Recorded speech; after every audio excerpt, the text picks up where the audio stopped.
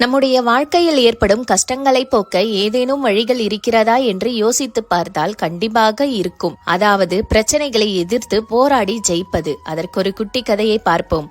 ஒரு நாள் கஷ்டங்களால் வாழ்க்கையை வெறுத்த இளைஞன் ஒருத்தன் ஒரு முனிவரை சந்தித்து தன்னுடைய கஷ்டங்களை போக்க அந்த முனிவரிடம் வழியை கேட்டானாம். அவர் வழியை சொல்லாமல் கதை ஒன்றை சொன்னாராம். ஒரு ஏரியில் நிறைய மீன்கள் இருந்தன. ஆனால் அந்த ஏரியில் உள்ள ஒரு பெரிய மீனுக்கு ஒரு நாள் எந்த உணவுமே கிடைக்கவில்லை. ஒரு சிறிய மீனை சாப்பிட வந்ததாம். அப்பொழுது அந்த சிறிய மீன் பெரிய மீனை பார்த்து கேட்டதாம், நான் உனக்கு என்ன பாவம் செய்தேன்? என்னை பார்த்தால் பாவமாக இல்லையா என்று நியாயம் கேட்டதாம் அந்த சிறிய மீன். அதற்கு அந்த பெரிய மீன் சொன்னதாம், உனக்கு இப்பொழுது 2 வழிகள் உள்ளன. ஒன்று, இங்கிருந்து தப்பித்து ஓடுவது.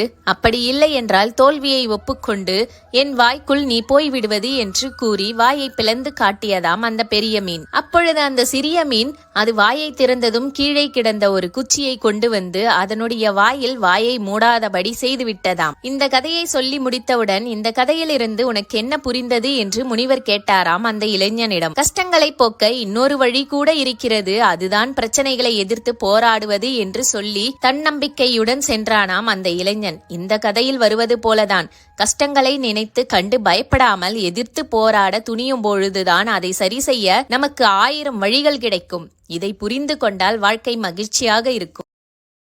Download ShareChat.